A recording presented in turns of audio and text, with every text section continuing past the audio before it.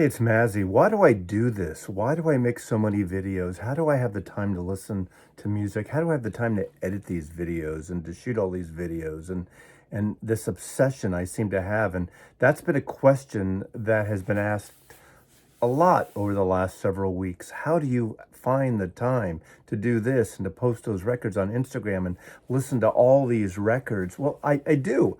This is a priority for me. I've been doing this for about what 4 years now. Of course, the pandemic, no, 7 years altogether, maybe. But the pandemic, those 3 years, 2.5+ years, really amplified it. And this is a little bit of a stream of consciousness video based on that. But I would be remiss before I get into that and talk about why I do it, how I do it. Am I obsessed with this? Of course I am. But I do have to do a little just a little very brief tribute to the great Steve Albini, the engineer and producer, uh, indie producer, artist who had a disdain for the record business and had a very opinionated opinion of it, rightly so.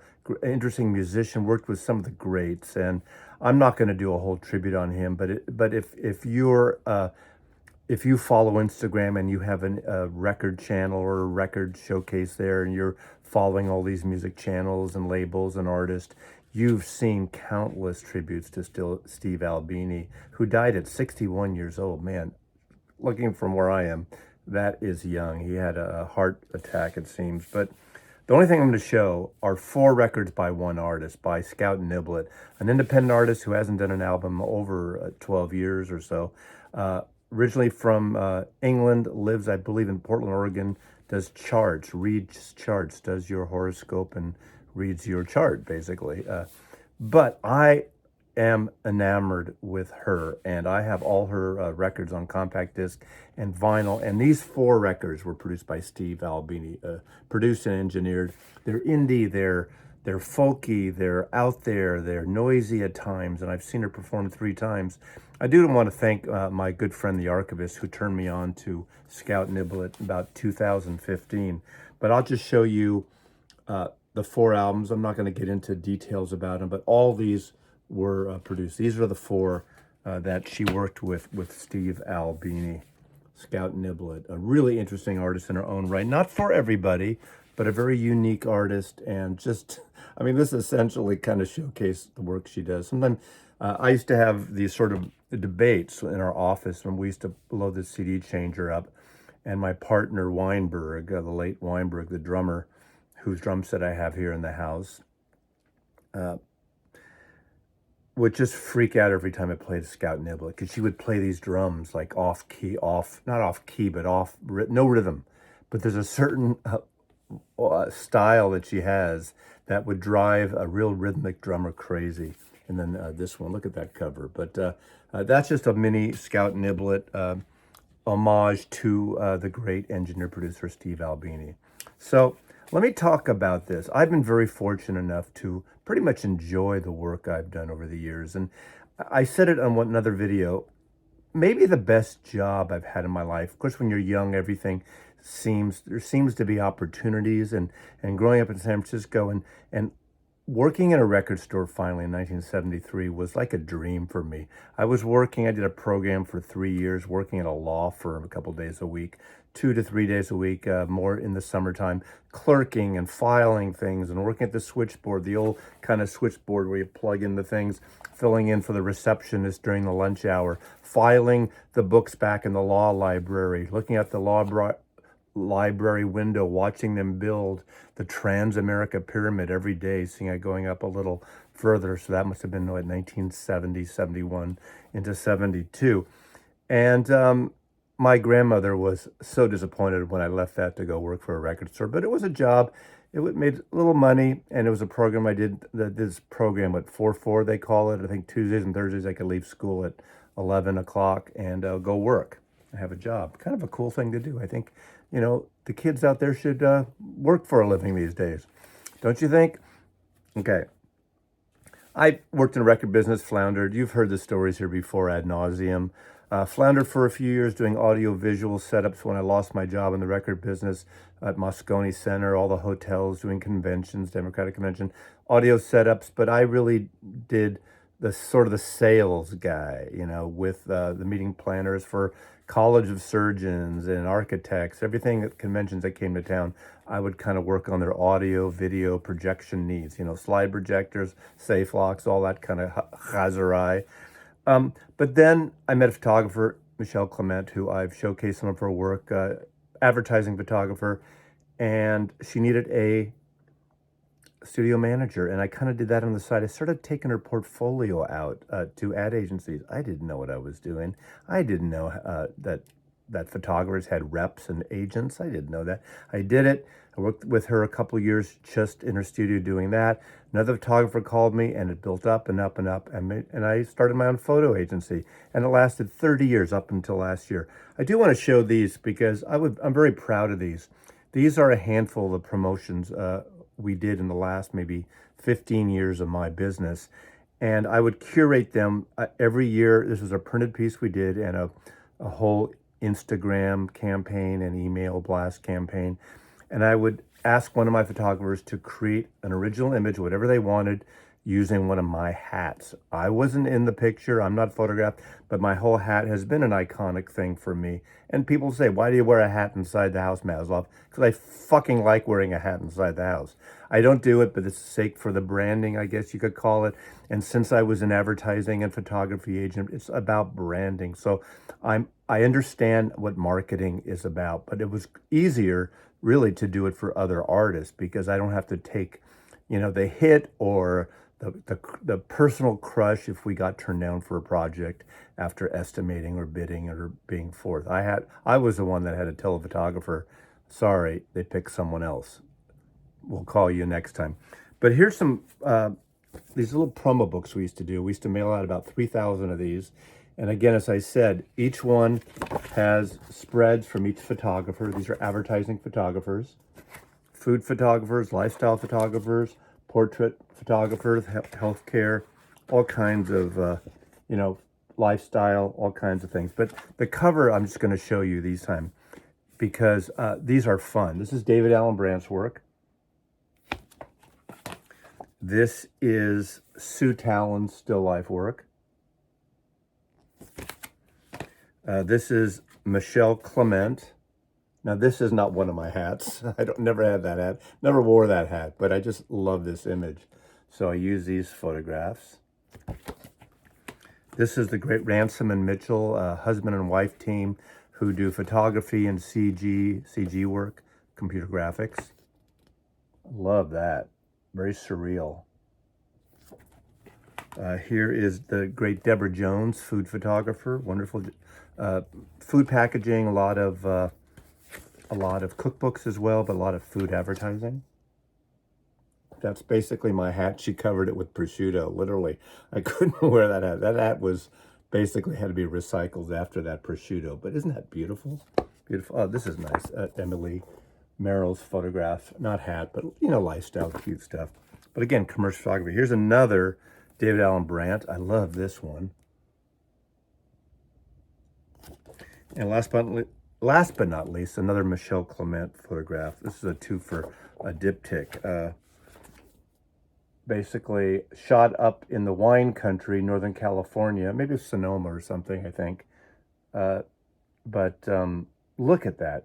There's great prints of this as diptych. I love these two prints. Talk about leaving everything behind, right?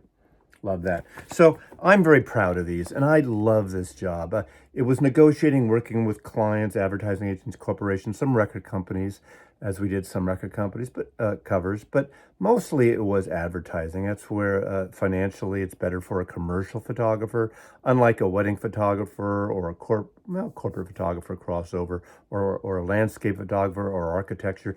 There's different kinds of photography. The business has changed. Part of the reason I left, it was 36 years, and also the business had changed. Everyone has a friggin' iPhone. Everyone thinks they're a photographer. They don't necessarily know how to light, how to put it together. They can fix it in Photoshop. I sound like the old man yelling at the cloud about that, but that's the reality of the business. Now AI coming in, everybody wants more for less, wants things cheaper. The companies want more shots. They want to own the rights forever.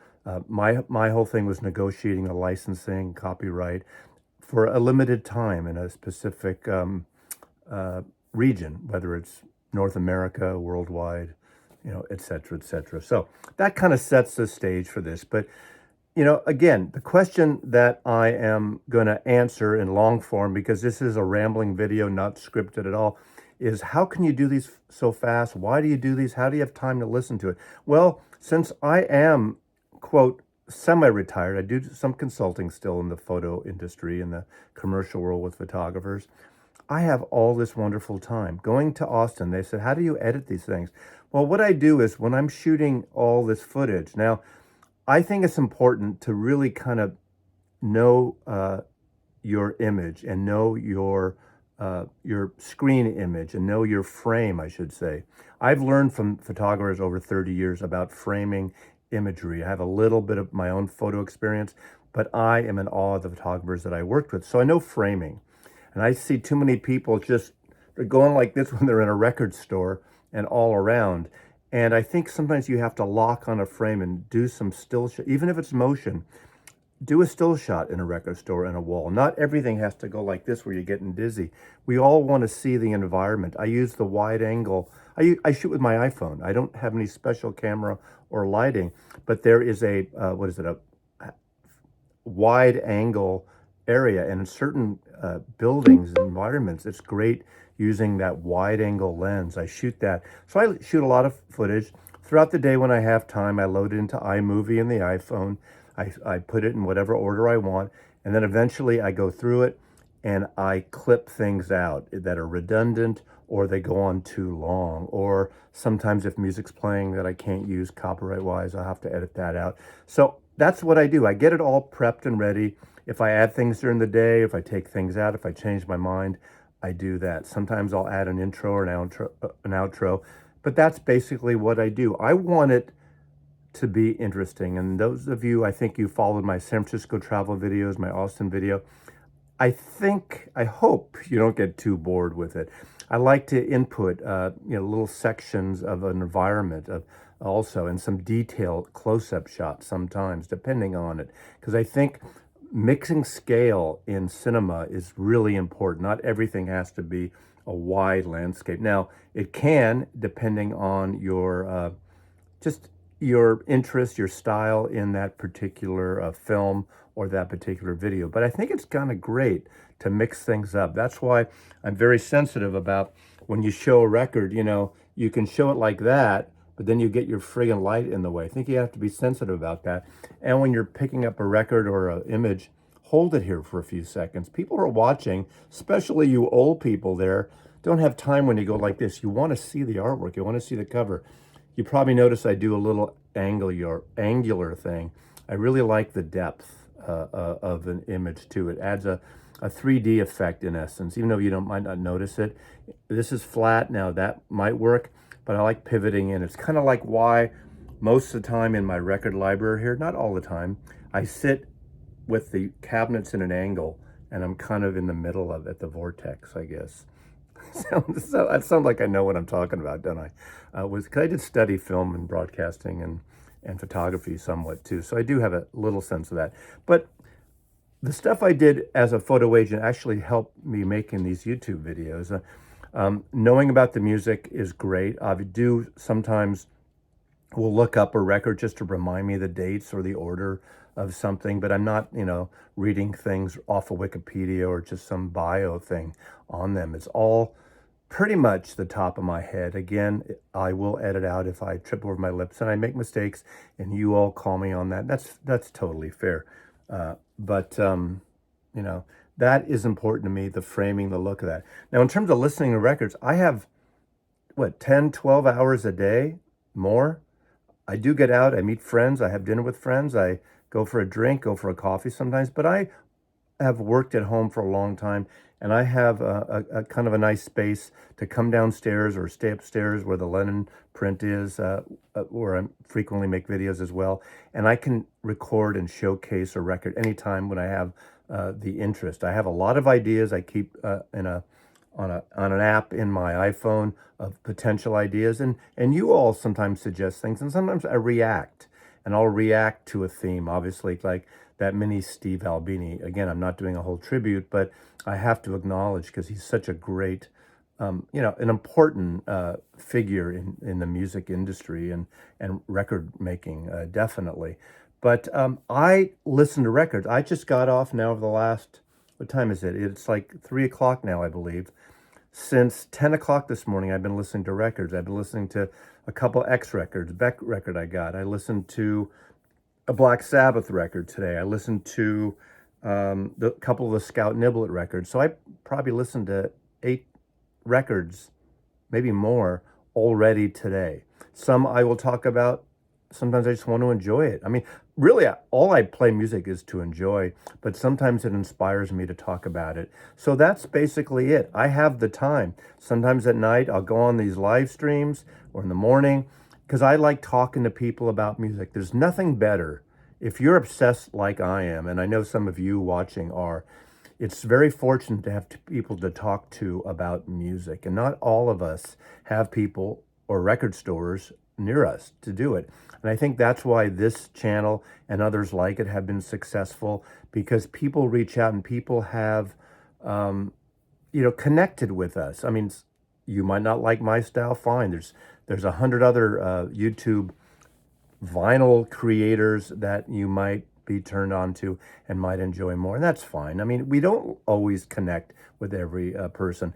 Again, going to this Austin thing, let me just close in saying, going to the Austin Record Show and the New York one last fall was really great. I met people that I've known through YouTube. We've met each other. I had people come up to me who watch on YouTube and thank me and wanted to take a picture, which is kind of weird when it seems weird to me because we're not famous people. We're just people putting in the work, making videos and doing it. And it's been an interesting journey, and it's something I enjoy. And to me, when you enjoy something as much as I enjoy these record collections, I'm not doing this as a passing fancy. That's a pantsy wancy. I'm not, see, I trip over my lips. I'm not doing it just to be cool and hip with records. I've been doing this for 60 years now, since I bought my first record in 1964 when my mother bought it for me. But this is my passion. And to me, it's not work, and it's easy to talk about and showcase your passion and to talk about music. But I play music a lot. It's going to take me, okay, we're at 17 minutes already. I'll stop by 20, I promise. For 20 minutes, I can stop, come down, maybe just think about what I want to say and go for it. When I do the whack-a-moles, when I do the It's the Music Stupid, I don't really have to think about those. I just do it. Now, there are things when I'm doing a feature, I have to pull records. If I'm doing a theme of a genre, I have to think about it. Not that I don't do any prep on those. I do. Or if I do a collaboration with someone. But I know what I know. As I said before, I don't know what I don't know, and I'm learning by watching other people and listening to other channels and watching other channels. But I just like music. I am obsessed with music. So this is the easiest thing in the world for me. And it's not a job, and it's not a business. The whole monetization thing is controversial to some people. Well, YouTube is putting commercials on our videos no matter what. So if they're going to Google and YouTube's going to make money off our content, we might as well make something. Believe me, we're not getting rich off it, especially since I pushed that button. There's no commercials within my videos. I probably shouldn't do that. I'd make maybe 50% more. And I do get some free records that some people are just heads explode. And I showcase maybe half of them anyway. But I do this because I love it. And I hope that translates. So those of you who watch me regularly, and I make too many videos so that you don't have to watch everything, understand that. So thanks for watching. Thanks for listening to my pontificating, rambling, like folk music, like the great Tom Rush and Eric Von Schmidt and all those great folk that just be a rambling. I'm a rambling man. Take care. Mazzy loves you.